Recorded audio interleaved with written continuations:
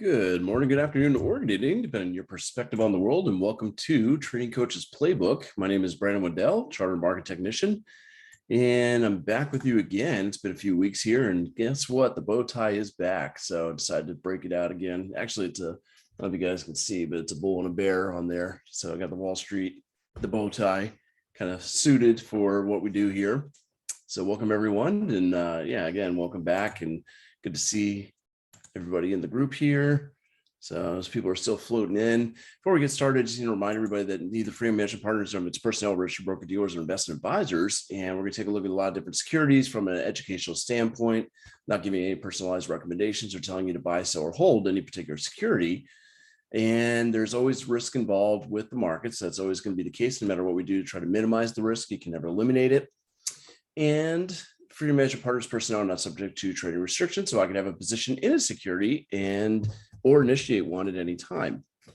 So welcome, Sophia. Welcome, Charles. Welcome, everyone. Getting a few hellos floating in here, which is cool.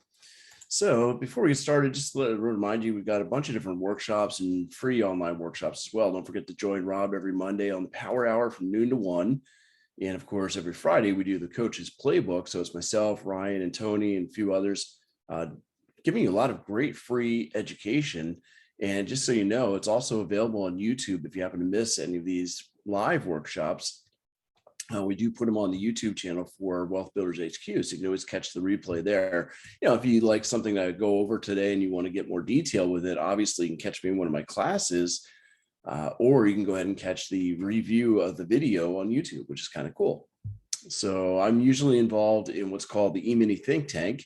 Mondays, Wednesdays, and Thursdays, you see on the bottom right there from 9 to 11, I do look at the markets from a live standpoint and point out trading ideas. And we go over a lot of education and have a lot of fun. Really, it's a community of traders that get together to tackle the markets together. And I also am involved in a few other programs. One is the SPX Cash Flow Secrets, as you can see there. And I do have a workshop coming up on March 24th for that as well, kind of an open Q&A. And then I also do my Wealth with Spreads program. So if you got questions about any of those, let me know. So yeah, again, you can see all the social media there, and the YouTube channel is the one I was just mentioning, Wealth Builders HQ. So today we were going to kind of take a big step back and look at the markets, not from these smaller time frames. You know, right now I'm looking at the hourly chart on the S&P, but you know, instead we're going to go ahead and take a look at big picture, maybe even monthly, weekly. You know, when we go out to these bigger contracts or bigger time frames, it's interesting because people think you got to think completely different about the markets, and you really don't. You do have to adjust a little bit, but for the most part, you know, the technical analysis is the exact same. You're just looking at a different style of chart, you know. And it's funny because I know that charting is the same no matter where you go in the world, because I've lived in multiple countries and taught in those countries. You know, I've been working with the National Stock Exchange in India and the Bombay Stock Exchange. I worked with the Jakarta, the Indonesian Exchange, IDX, I think it is. And I also worked with the London's Exchange, London Stock Exchange.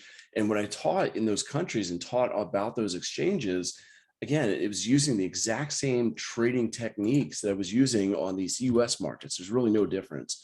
When you think about it, we're not actually charting these securities. Like right now, I'm not actually looking at the S&P futures. I'm looking at people's decisions on those futures contracts. That's really all I'm looking at. I'm looking to see, what are people considering, you know, to do in this market? Are they bullish? Are they bearish? Are they showing fear? Are they showing greed?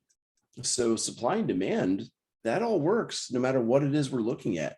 It may work even better on some of the higher time frames because of the number of people who are acting on it. You know, these markets are really driven by not just logic, but a lot of emotion goes into this. So when we're looking at these higher time frames, you've got more people, more emotion, therefore more power to some of those securities. So I figured today just kind of look at the big pictures and open it up to you as well to see if there's any particular securities you want to look at from a higher time frame standpoint and see what's going on right now. So let's see, you don't have to raise your hand if you don't want to. You can just go ahead and type in the chat. I'll lower your hand there for you, Bruce. But yeah, you can just go ahead and type in the chat and I'll answer for you. I think it's just set up so I can see the chats so we can communicate, and I'll read off if there's any questions that come in as well. But like I said, just want to take a step back now. There are some fundamentals that can come into play. Usually when you're looking at securities, that you're going to be in those positions more than a few weeks. Under a few weeks, it's very difficult other than the news to quickly, by the way, the news just does quick, sharp moves when it comes to price action. It doesn't really change unless it's changing the overall sentiment of the traders. So for one of my news items, I really don't watch television news or CNBC, Bloomberg, Fox Business. I don't watch any of those, but I do follow Forex Factory. And the reason why I do that is I want to see what news items might be affecting the securities that I'm trading. You can see today it's a very light trading day, but we go back to Wednesday. This was Thursday. And you can see on Wednesday, we had a big announcement coming out there with the FOMC. Well, that can affect the markets short term, not necessarily long term, right? Again, I'm on the S&P futures, which wrong key. I'm on the S&P futures. If I go down to a 15 or even a 5-minute chart and we go to yesterday, you can pretty much see that in the grand scheme of things, we didn't really move much. Not yesterday, Wednesday. I guess we did move a lot there. There was the announcement. You can see exactly when it happened because of the move in the markets. We sank quite a bit. But the funny thing is, those small time frame movements don't really change anything in the big picture. In this case, really all we did was run down into a demand zone. That's all we did. We were already starting to move down and we accelerated to the downside. And there's the higher time frame bottom. If you go into, I think it was a 4-hour. I hit the wrong keystroke. Sorry. It's a problem with changing brokerage platforms. You do that. And where was it? Towards the end here. Yeah, there it is. You can see when that news came out, all we really did was simply run down into a demand zone, bounce off the demand, and continue the overall trend, which was up. So that's all we saw. Okay. Today, which one is the leader? I think it's the NASDAQ. I don't know. I didn't look. That's something else that I talk about quite a bit in my E-mini think tank. I like to follow the leader. And the reason why is when you're trading securities, it doesn't even have to be just the equity markets. But in this case, Sophia's asking about the NASDAQ being the leader. The 4 equity markets are very related to each other, and they will tend to move in sync. So if you can figure out which one of these is leading us, when that leader hits supply or demand, that's where everything else will turn around. So you can see right there, the leader this morning has been the NASDAQ indeed, and it's by a lot. It's not even close. So we were high on the curve, sat on your hands. Well, we had some great opportunities. Honestly, we had a great opportunity to trade the opening range breakout. There's a lot of strategies that I teach, again, for short-term trading, but we're also going to be looking at big picture today. So if you're interested in learning more of those individual strategies, you can join me in the E-mini think tank, and you'll learn those individual strategies I talk about, the opening range breakouts, the gap plays and stuff like that. We do that on a regular basis every 3 days, basically, or 3 days a week, I should say, not every 3 days. But there's the link. Thank you very much, Clarice. So Clarice put out the link for you if you're interested in learning more. Anyway, getting back to what I'm looking at on the big picture, like I said, if I zoom out, then really what did the Fed announcement do? It just gave you an opportunity to join the overall trend. Did it change anything in the markets? Not really. If we go out to the monthly chart, first of all, let me clean up my chart here. Again, we just look at what's going on in these markets. And currently, we had experienced a bit of a pullback. Okay, but I'll apply the exact same techniques that I would on an intraday chart, just applying it to monthly and weekly and daily charts, perhaps. Okay, I don't tend to go to yearly. It's a little too big. But basically, one of the premises and things that I start off with is I always look at a minimum of 3 time frames for any security. So I know there's a repeat for a lot of people, but it's always good to hear too. So I always look at 3 time frames to analyze any security, really, I should say.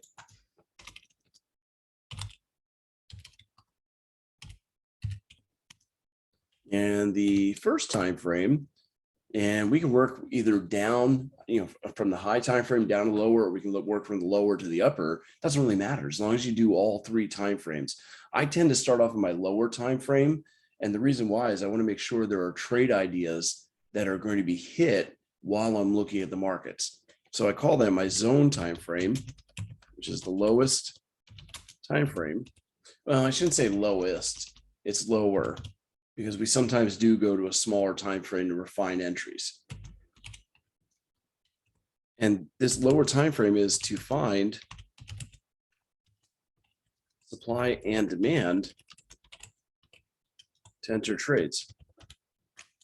It's going to basically let me know where I'm getting in, where I'm getting out, and what kind of trades I'm taking.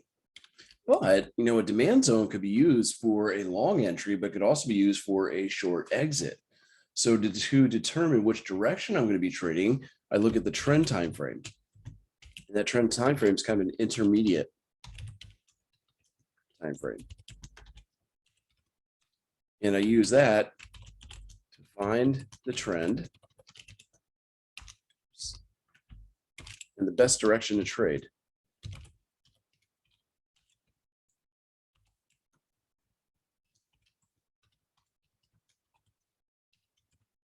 Now, those trends don't go on forever. They do end and retrace. So we need to figure out where those ends of those trends are going to be and how to take advantage of those. So I use what is called the perspective time frame, because I'm literally trying to get proper perspective on the markets. And that's the higher time frame. Excuse me. These supply and demand zones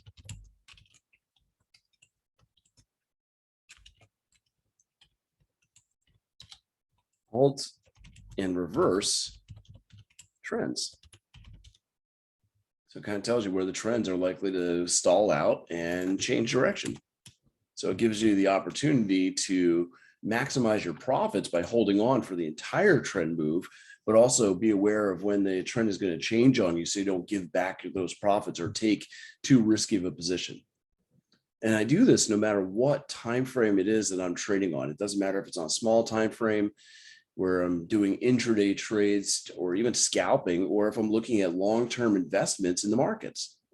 So I was starting to say that fundamentals could start to come into play when you go into the higher time frame. Again, what I'm using the fundamentals for is to give me the overall sentiment of the markets. What are people thinking is going to happen longer term with these markets, and how is it influencing their individual decisions? Is it making them bullish? Is it making them bearish? Is it making them nervous?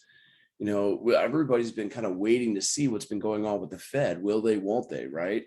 And now that we have some clarity, well, the markets love clarity. They don't like indecision.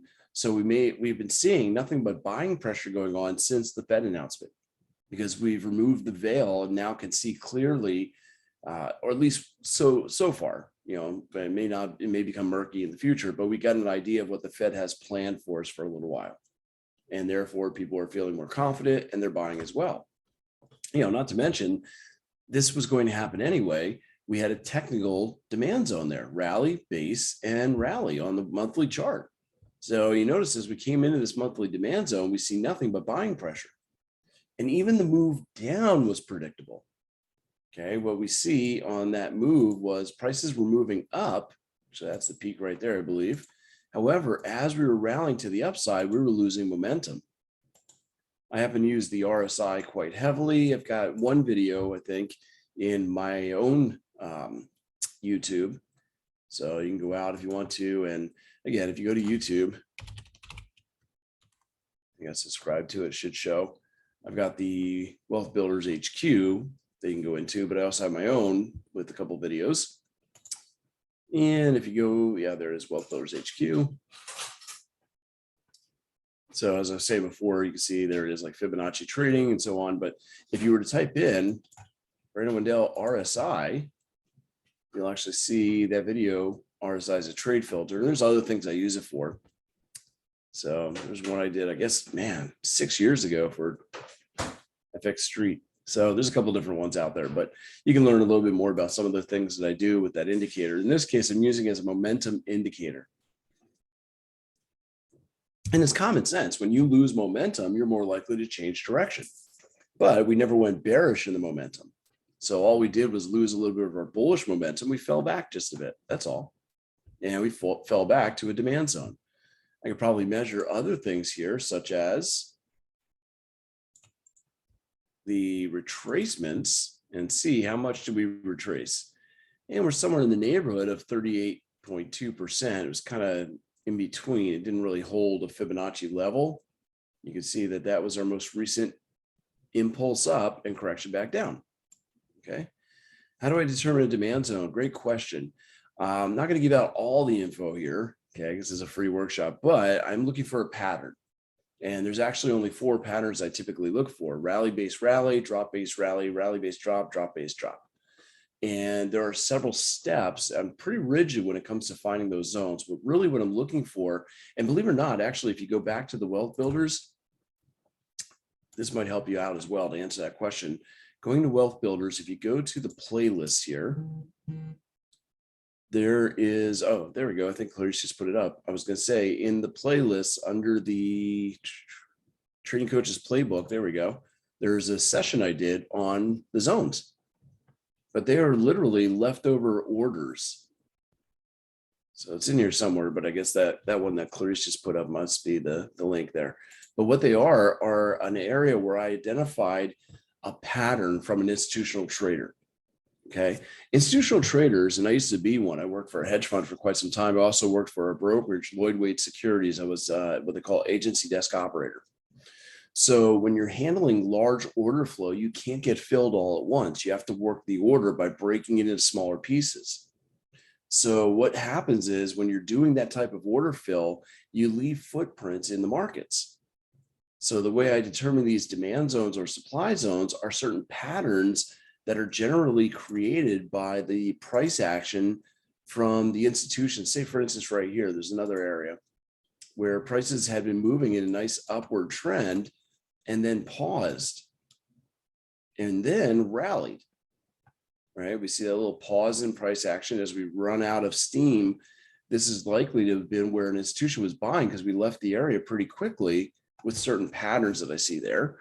And because the leftover, well, again, because I know that institutions more than likely could not buy everything they wanted all at once, there's a high probability there's leftover buyers there. Okay, there's no guarantee, but there's a high probability there's leftover buy orders there. Same as what we saw up here. You know, if I zoom in a little more on this, there we go. Right here, we had rally, base, rally. Okay, and this was not arbitrary. I picked this for a reason, but you can see that we left that area with lots of buying power. We actually came close and almost touched it. Then finally, that's been where we've been bouncing. And the reason why I picked that area again is this is where I believe there to be leftover institutional buy orders that didn't get filled the first time around. So when it comes back, those extra buying orders that were getting filled, think about it also, there's probably not a lot of selling pressure here, because if there were, we wouldn't have been moving up with a lot of green candles. The sellers would have held us down for a bit. And anybody who did sell in this area is not feeling too comfortable about their sale when they see prices going higher. So they're not likely to sell in that area again when we come back.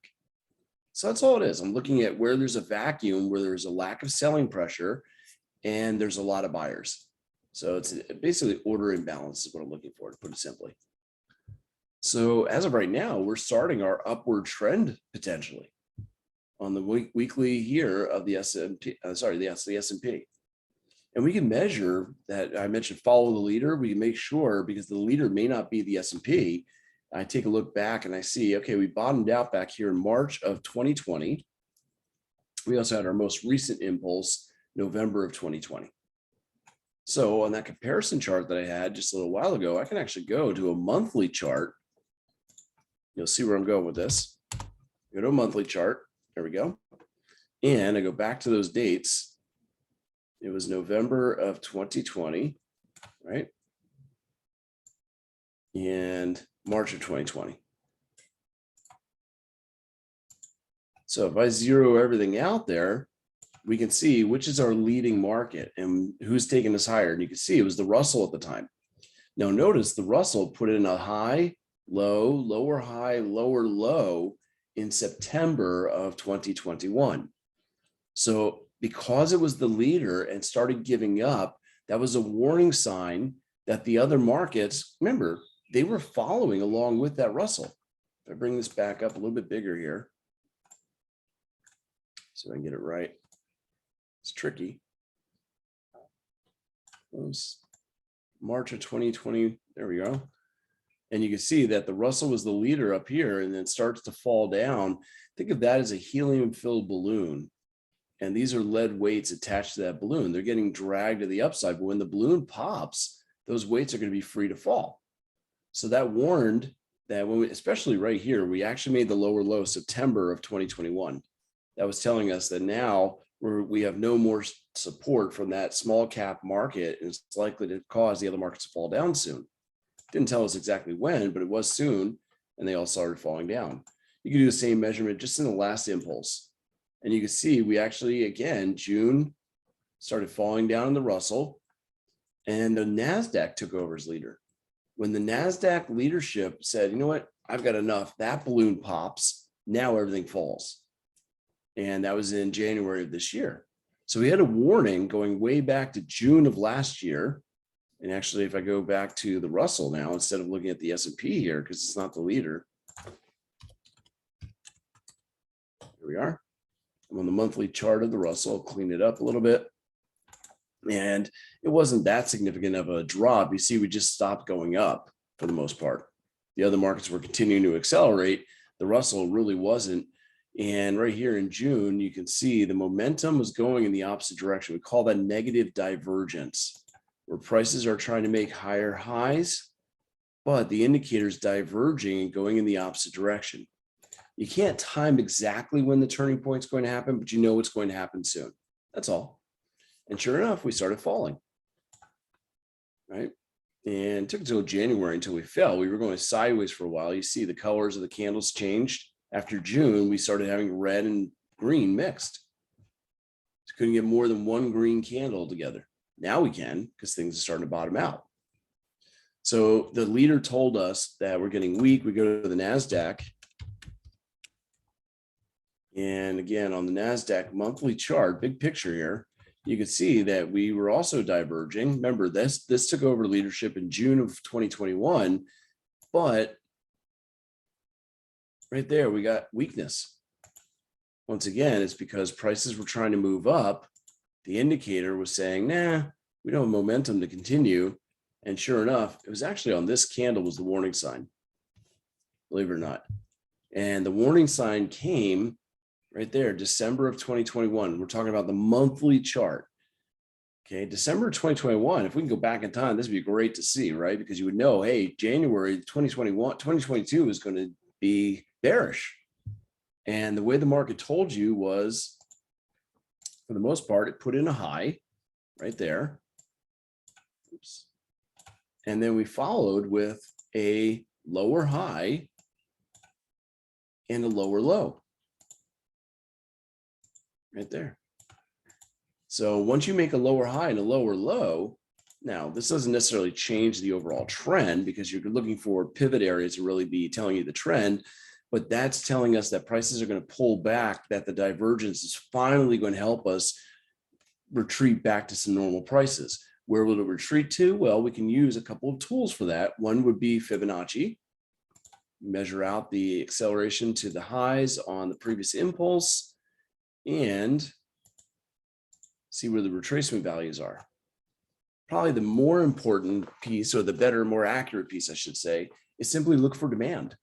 If we know prices are making lower highs and lower lows, they're likely to retreat to an area of demand. We had an area of demand right there. And again, this is a certain pattern that I'm looking for. This one's a rally-based rally. We had prices rallying up, we based, and then we have continuation with the rally there. And it met all the criteria. Notice there's overlap there, or what we call confluence. So the warning sign that I saw in the markets here, this wasn't necessarily a trend reversal because we don't have any overhead supply, but the warning sign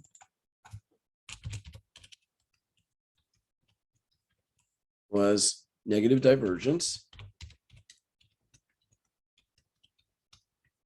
which, if you recall, is price makes higher highs, but the indicator It's the same or lower highs.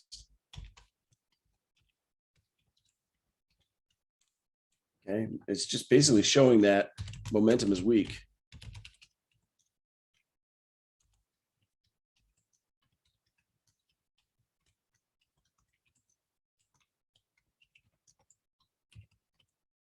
And the price is trying to rally. It's like bridge supports. The bridge will not be able to stand if the supports erode. So we're eroding our demand, and therefore the higher prices will not be able to continue. And we typically will have a pullback at least, if not a trend reversal. So if this is simply going to be a pullback,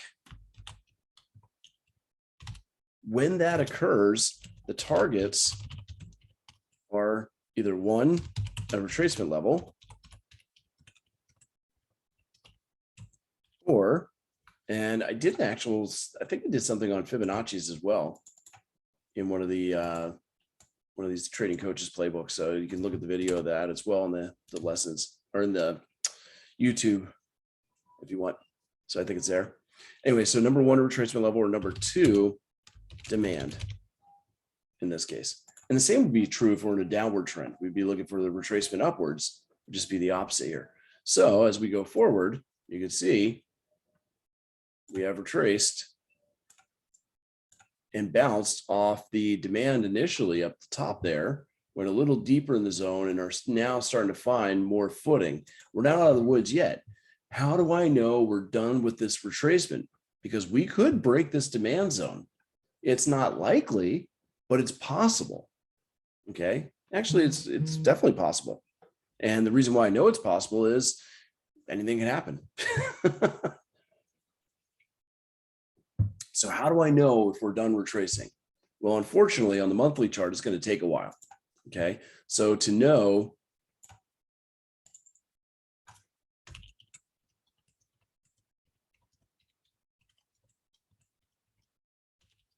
but again, we're looking at big picture here. So we can always go to smaller time frames too.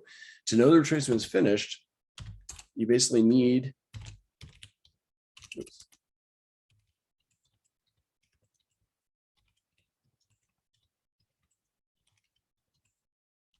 You need to make a higher low and a higher high on the candles. Same thing we did for the move down, right? So here we have not done that yet. We're still making lower highs and lower lows. So until we make a higher low and higher high on a monthly basis, it's not going to happen in the month of March. It can't because we made a lower low. So April, if we can make a higher low and then a higher high, then we're probably done with the retracement. If we don't, all bets are off. We're likely to keep going either sideways or down. Don't forget, sideways is an opportunity as well.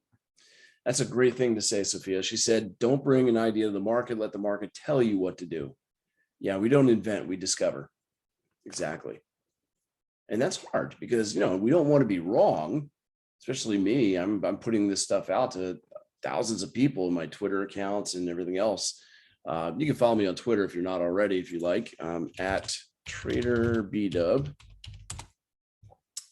So anyway, keep pretty active here on social media. So that's how one of the ways we can know this is done. Well, we also need to make sure that the NASDAQ is still the leader too. Remember, we changed leaderships before. We had the Russell as a leader to the upside, then it became the NASDAQ. And when the NASDAQ turned down, that's where the rest of the markets went down. So how do we know if the NASDAQ's the leader? Same thing. We go back to my percent change chart and compare. And we go to the top of the markets, which was, looks like showing December. There we go. We'll zoom in more. There we go. And from that point, you can see the NASDAQ is definitely the leader. So we need that leader to give us the higher lows and higher highs, and then we will know for sure that markets are going back up. Now, there are going to be some warning signs on smaller time frames first. Trend changes are almost always seen on a smaller time frame before it translates on the higher. And we can go back. We are on the NASDAQ. Take a look at that top and the bottom really to see this. So if I go down to a weekly chart, again, when we came up to these highs, let me clean my chart up again. As we came up to the highs, to know when things are likely to turn around, we can look again for divergence. Still moving up. but we're seeing weakness as that is happening. We're not getting support from price. And that was definitely a peak being put in there. Typically, I want to try to measure from peak to peak. Okay. Let's see. How do you look at volume and open interest in future months? You mean what for trading purposes? What's coming up? You can take a look at probably barchart.com. I mean, you can look at CME Group, but bar chart's usually easier.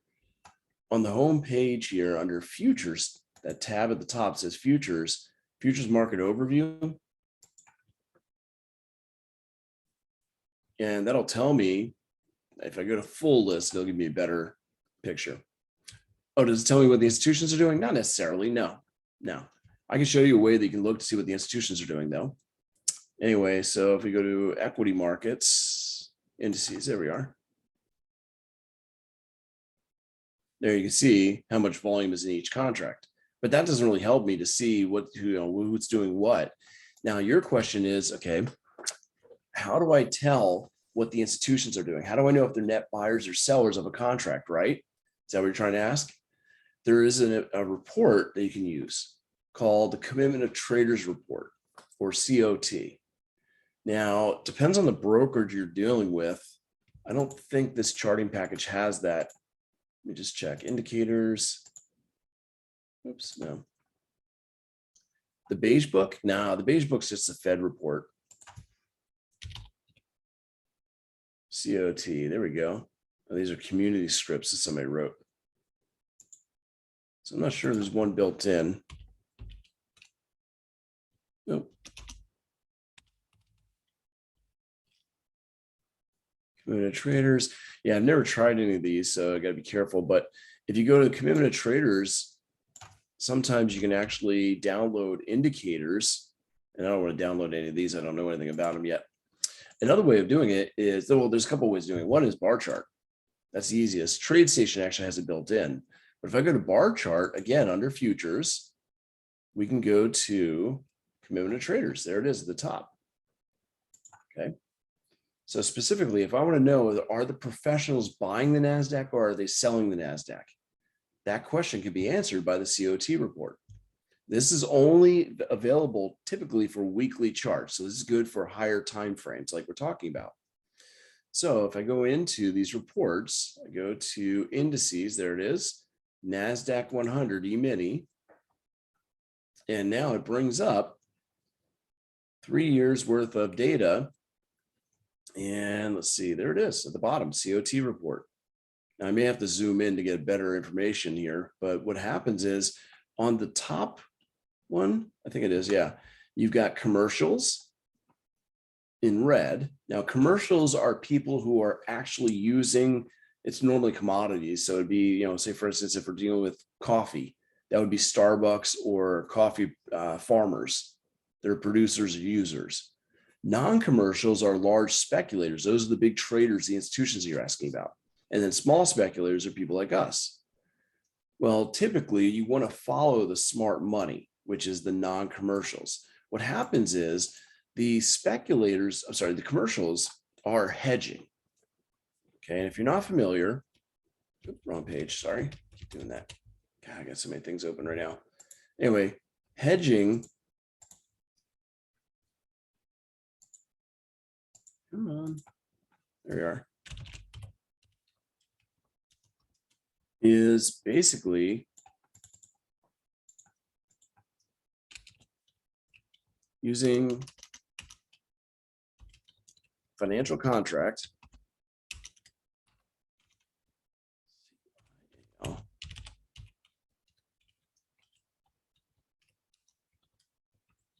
offset risk. That's all it is.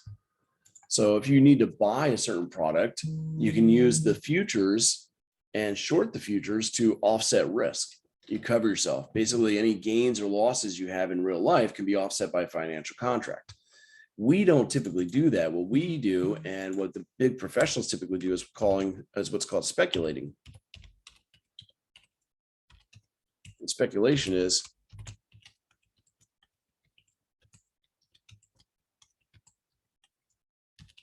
making profits from price movement. So I don't typically, on the committed traders, I don't look at the producers because for the most part, you got evened out. Sometimes you got a lot of hedging going on in one direction or the other, although it can sometimes give you a clue if it's too much to one side. Right here, if I zoom in, you probably see it a little better. You can see the commercials went very short. That means they were worried about a drop in the value of the NASDAQ and therefore were protecting themselves against that drop. And what happened? This was in December when they reached that big peak. And it came down again in January. Well, what's been happening with the NASDAQ since then? It's been dropping, right? So that's actually something to look at from time to time. If you see these big commercials, again, they're hedging. They're worried about prices going in that direction. So they were worried about it going down and they started shorting well below or before everybody else did. Back here, they were net long. This is showing the number of net contracts, how many shorts versus how many longs. If you've never seen the COT report itself, you don't really need to look at it, but it is at cftc.gov. I used to actually chart this myself. I would go here every week because the report comes out on Friday. And right there it is, committed traders. I would actually chart it on Microsoft Excel, but now the programs have it for you for free. So if I go down to, let's see, where's here? CME, there it is. I'll do short format. And you can see we've got butter, Malaysian crude. I can go to the NASDAQ. Let me see. Here we are, NASDAQ 100. Futures only. And there's the mini. That's the one I want, the NASDAQ E-mini. So if I zoom in on that one, show you what it's looking at, you've got, again, commercials. And you can see that on the commercials, they're usually, because you got producers and users that are balancing each other out, but they're overall net short. Why are they net short? Because they're worried about the markets dropping and they're protecting themselves. Now, you have to be a little careful with this report. It's delayed. The report comes out on Friday and it's data from the previous Tuesday. Okay, it's a government job, which I would love to have because it is so cushy. You basically get all the data you collected on Tuesday and you don't have to put out your report till Friday. Come on, this stuff can be released real time. And that they don't. It's the government. What can I say? You can see that shows positions as of 3/8/22. Whoops, right? So if you go out to calendar here, 3/8/22, that report was given to us on the 11th on Friday at 3:30 in the afternoon. So today there'll be another report released at 3:30 in the afternoon. It'll say for the 15th. It's Tuesday's info. So not only is it giving us delayed data, but it's also telling us, okay, the delayed data and the change from the prior week. So you can see from the prior week, there was a lot more shorts being opened. So they were actually pretty bearish this week in the markets. Will that continue? Don't know until the report comes out. So it's not real time, but it can give you an idea if all of a sudden you're seeing a shift where we're losing a lot of the shorts on the commercials. That may be because they're not worried about the markets dropping anymore. If you start seeing a lot of net longs happening, meaning you see more longs and shorts, if you take the net number, that's where they're charting here, by the way. This number right here that you're seeing, that's the number of shorts versus number of longs. However, on the trading platform, oh, sorry, not the platform. It was the chart, a bar chart. That's the net number of longs versus shorts. Okay, so that's what you're being shown here. And you could break down the non-commercials, which are the pros, into dealer intermediaries, asset managers, leverage funds, and other reportables. You can actually see what everybody's doing there. Traders, basically. So do you always want to follow the traders? Sometimes, but they're not always right. The one thing we can also use is, again, I'm looking at the commercials to see, are they net long because they're worried about markets rallying, or are they net short because they're worried about markets dropping? Then I can also look to see what are the non-commercials doing. Those are the big institutions. Are they trying to buy? Are they trying to sell? More importantly, I look for changes. If I notice they were net long, but then start dumping their longs, I want to follow them. right? If the non-commercials, those are the big speculators, it says right here, large speculators. If they start dumping off their long positions or go net short, I probably want to follow. And if we go out to the report, sometimes the raw report gives you more detail than the charts, although it should be about the same. You can see right here for non-commercials on the NASDAQ, they started going net long by quite a bit. Look at the change here. So we had shorts going on in the commercials, and they're still somewhat worried about prices dropping.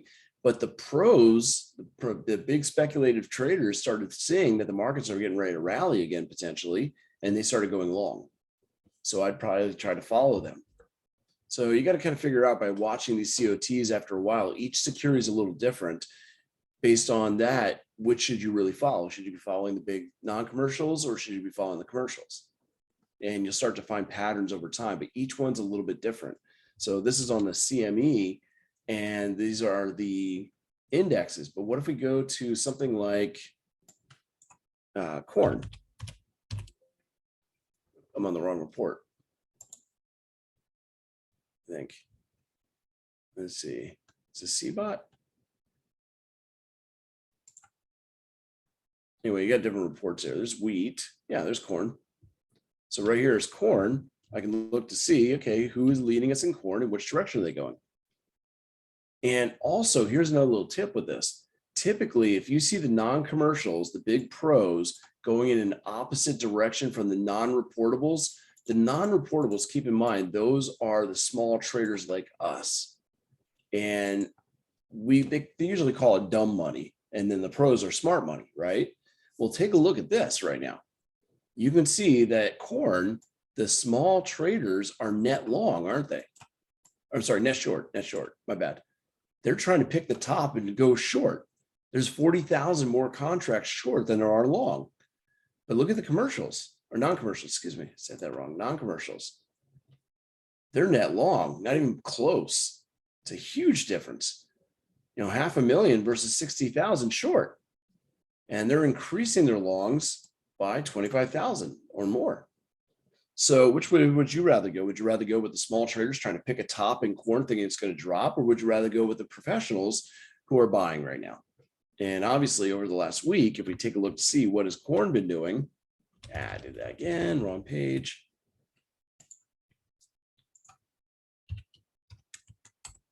Well, it's a monthly chart, but I can go to weekly. And obviously with what's been going on in Ukraine, corn has been rallying quite a bit. Not sure what's happening with my chart here, but it's not running. So how to look at the recession and how could it affect the overall market? Well, with recession, markets tend to drop and you get a lot of things dropping. So this is the weekly, sorry, not the monthly. Anyway, you can see that, remember, they were net long and there's still buying pressure on these candles. So while we're pulling back, the non-commercial pros are thinking the prices are still going to rally a bit. Okay, so let's see, how does a recession, if a recession, how would it affect the overall market? Well, the markets would sell. The report is delayed. Yes, I mentioned that. The report is delayed. It comes out at 3:30 in the afternoon every Friday, but oh no, that's okay. But it comes out at 3:30 every Friday. It's reporting Tuesday's data. So there's a bit of a delay there. I don't know why they do it. So yes, if you're not familiar with how to find the report, the raw report, there's a couple ways of finding it. Okay. One, I can go to barchart.com. And on barchart.com, under the futures tab,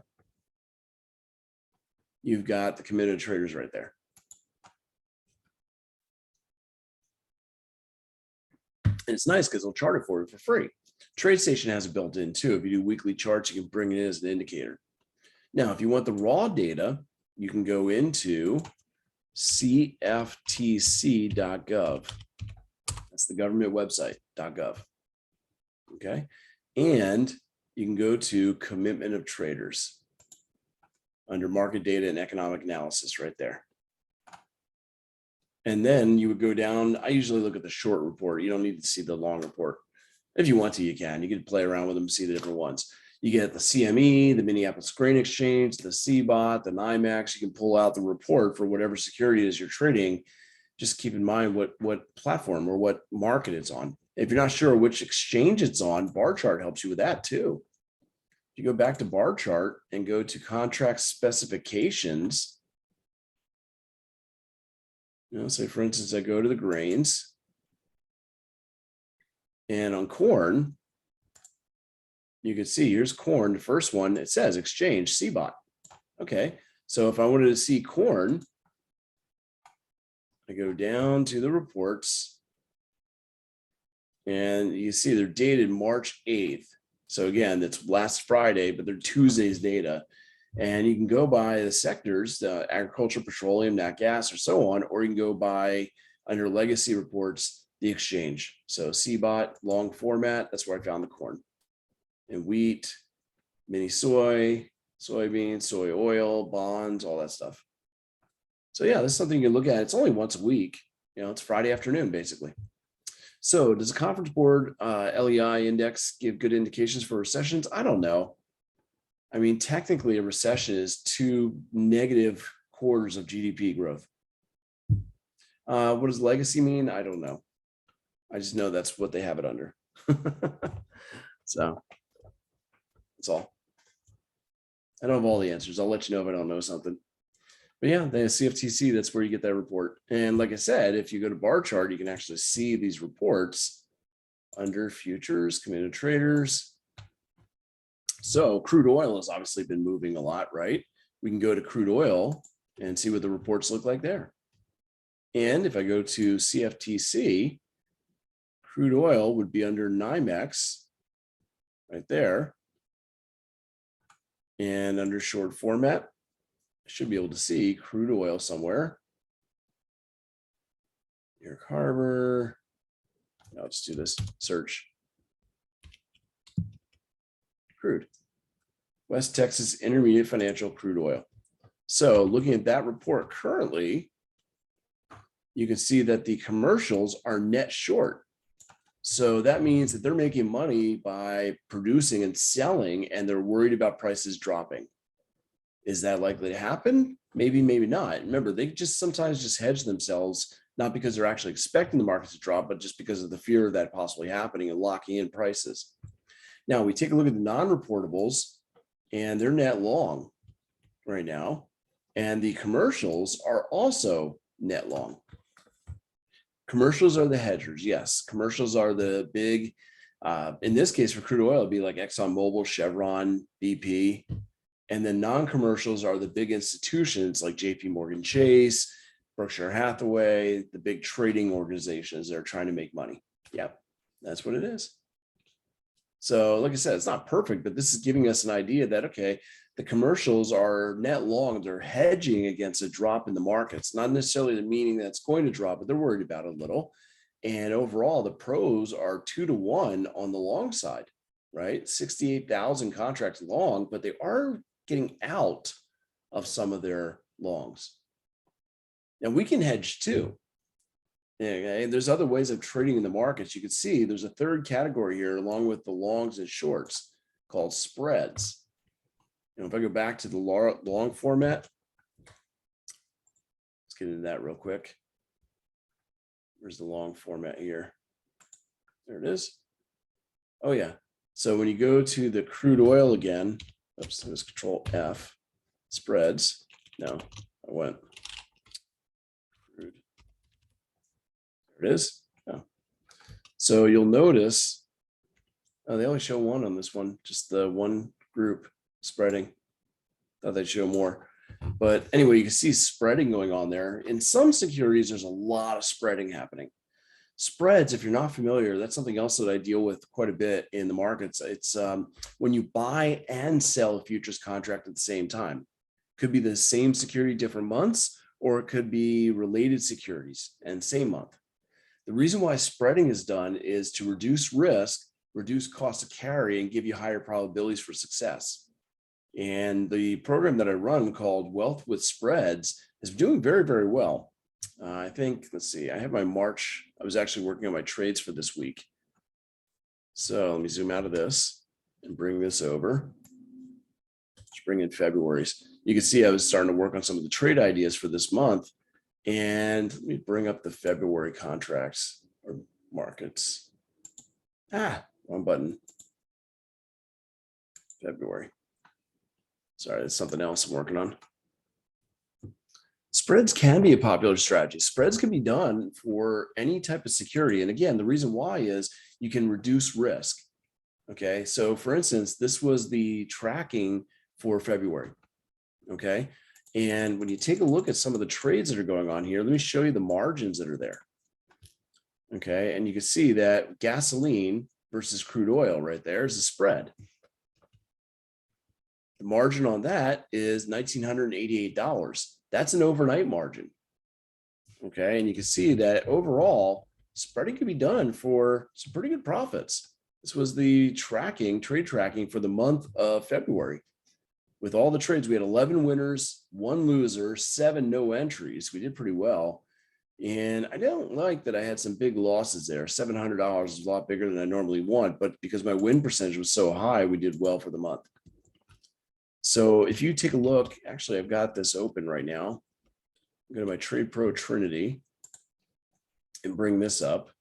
This trading for spreads is something that I do quite a bit for long term. And one of the reasons why is a lot of people don't have the capital to hold overnight. This is a solution. If you were looking at that NASDAQ again, NQM22, and you want to buy one contract, you can see overnight, we need $17,600. Well, that's a lot of capital, but we could do a spread trade on it.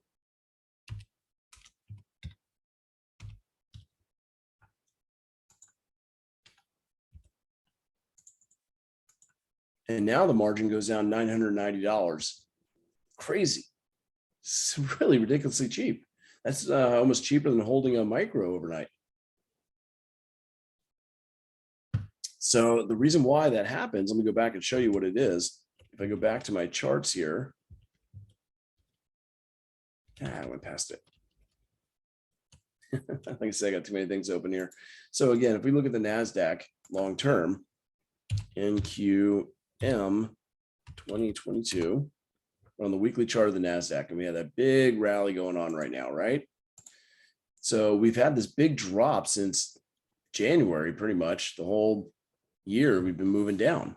If we wanted to take advantage of that, or the bounce that we had off that monthly demand zone, if we wanted to try to buy that monthly demand bounce, well, we either have to hold on with $17,000 or we can use a spread. So here's the neat thing about that spread. If I do, let's say we're going to do the NASDAQ June 2022 versus NQ December 2022. This chart is now showing, and I'll do it as a line chart, probably easier. There we go. That chart now shows the price action between the front month versus the back month. And you can see that what's been going on.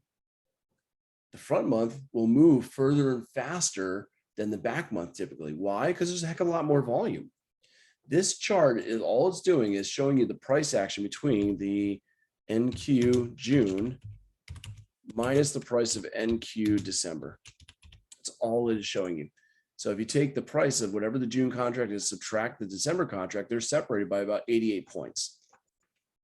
You're charting the price difference between the two, otherwise known as the spread. So think about this. I'm going to go back to the NASDAQ June and do it this way. There's the NASDAQ contract we were just looking at, the June contract, right? Now I can compare this right there to NQZ22. Oops, 2022. Gotta do it right. There we are. And now you can see the two contracts against each other. When the prices move down, the front month has a lot more volume. If we go back to bar chart here, futures overview, you may not even show me that contract, I'm not sure. Full list. Indices. you can see on the NASDAQ, yeah, it's only showing two of them. You got 362,000 of the June contract traded today, only 185 of the September contract. Okay. So people trade those further out contracts maybe because of this, the spread, or they may not want to roll over a position. They're trying to take a long-term view of the markets. So that's what this is really for. Spreads are great for long-term views because you're taking advantage of the price difference between the two. Because there's so much more volume on that front month, it will typically move further and faster. Actually, another way of seeing this is CME group. Well, rollover is kind of an interesting thing. You got to be careful with that, but let's go to the NASDAQ here. And on the NASDAQ E-mini, go to quotes. That'll show it better. So here you can see that the March contract, I'm sorry, not the March contract, that's almost done. The June contract right there, 683,000 contracts, and the December contract so far today hasn't had anybody trading it. Doesn't mean you can't buy or sell, you probably can, but you can see that they will tend to move different. Sometimes it depends on the direction prices are going. The one with the most volume will usually, not today yet, but usually it'll move further and faster than the other contracts. So knowing that, when the prices hit demand, remember we bounced off a demand zone on the weekly chart here, right? I can't quite get to it, but you can see when we bounced off demand on the 7th of March, what happened with the front contract? It went up, right? Okay, so in the blue, let me just point this out. The blue is NQ June. And the orange is NQ December. And you can see it went up much further and faster because there's more volume on it.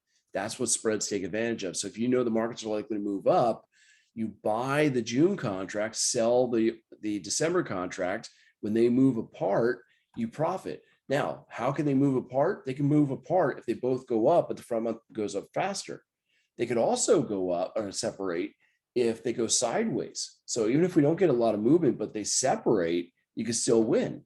And if they both go down, you're protected as long as the December contract goes down faster. So it's pretty cool. So instead of looking at it like this, looking for the separation, that's why I did what's called a spread chart and just showed you the one minus the other. And it's an easier way of looking at the price right there. That's what we were just looking at, the rally that happened because that blue took off compared to the orange. This is not options. It has nothing to do with options. No, no, no. This is just doing the futures. You literally buy a futures contract and sell a futures contract at the same time. Nothing with options at all. It's pretty neat. And the margins are ridiculously cheap. Heck, what if I wanted to really lower my risk? What if I did the micro? Oops. We do MNQ, right? And here I can do MNQ.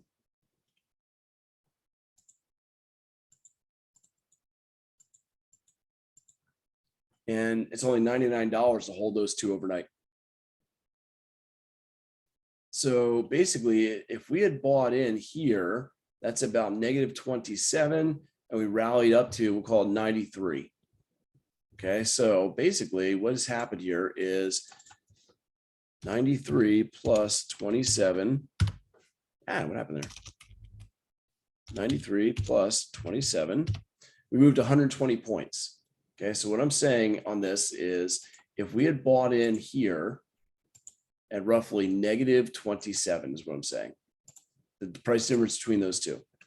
So buy NQM and sell NQZ at a price of -27. Then what we do is close it out. You sell NQM and buy to cover NQZ. And I said we were doing that at about 93 or 94, sorry, at 94. What I said? 93. Okay, so that's all we did. We looked to buy it when it was down at that price Again, I did negative 27. There it is. And then bought the cover at 93, which we've already passed, or been pulling around that place, that area. But there it is, 93. Gosh, jumping too much. So if you did that, you would have made 120 points. Oops. So the profit, 120 points. Now, each point for the NASDAQ is worth 20 bucks. I did 20 now, sorry, 120 times 20. You would have made $2,400. That's the profit there. And the trade was basically getting in on the 7th and getting out today. 7th to the 14th a week. And your margin on the full size contract was what, $990? Yeah, the percentage gain is huge. 990 bucks. So profit was 2,400, margin 990. So rate of return, let's see, we're doing 2,400 divided by 990, 242%. I don't know, I think that sounds pretty good. Okay, so one of the brokers that does it, you can see I'm using something called Trade Pro Futures, and I'm charting it on, this is Trading View. You can chart it on a couple different platforms, but Trading View charts it pretty well. As a matter of fact, I can go to this if you're interested. No, not all brokers do it. No, Ninja, you can't, unfortunately. Let's see, referred friends. If you're interested in getting $30 free on this one, it's up to you. Well, you don't pay margin. You get that back when you close a position, obviously, right? But here you go, Trade Pro Futures. They'll do margins. That's one of them. Thinkorswim does, but they don't do everything. They're limited. So the 2,400, well, no, it's not your profit. You have to pay for your commissions. So you might have to pay what, about $5 per contract. Now let's compare that. This is what we do in the Wealth with Spreads training. Yes, I teach you how to do it. And I teach you, basically what I do is, well, let me show you. Let's go out to WBHQ. I do still use some Bollinger Bands on spreads, yes, because they work. See, might not be logged in still. Now, it actually helps you to do it. There's some good opportunities using it. Nope, I'm going to log out and log back in. I definitely use the RSI as well. And log back in. I'll just share with you. But yeah, if you're interested in learning more about this, the Wealth with Spreads program is where I do it. If you do a quarterly subscription on that, you can actually get a 2-week free trial. Check it out. But let me show you what's involved in the program if you're interested. It's kind of self-paced, but I do open Q&A sessions as well with it. So for instance, if I go into Wealth with Spreads, you'll find I've got tons of education on spread trading, teaching you how to do it. So there's educational videos right there, even how to trade on the platform. And right there, spread trading 1 and 2, how to find the zones, different trade strategies I do, how to chart spreads using Omega Charts, which is another platform I use. And then there were some bonus sessions I did called Mastering the Spread. But what I do then every week is I put out a video here, and you get the Trade with Spread video as well as the PDF for the video, which is pretty much my PowerPoint. So you get all the trade ideas every week. And then what happens is if the prices come into play, where it comes into an entry or supply or wherever, I update it, but I put out text messages. So you can get a text message to let you know right here. For instance, today we hit a halfway point on the 30-year treasury versus Eurodollar. So we had to move our stop to protect our profits. So I monitor all these with alerts and let you know, and when there's a trade that needs to be put in. Additionally, if you go to trade results, you can see the records from February and March. So you get last month and this month, and it's basically a trade records I was just showing you right here. So that way you can track what trades are still pending. I think February still has a couple pending. Yep, right here.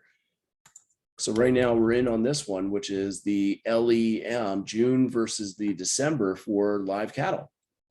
And one of the contracts already got closed out for a profit. We're in on our second contract with the trailing stop right now.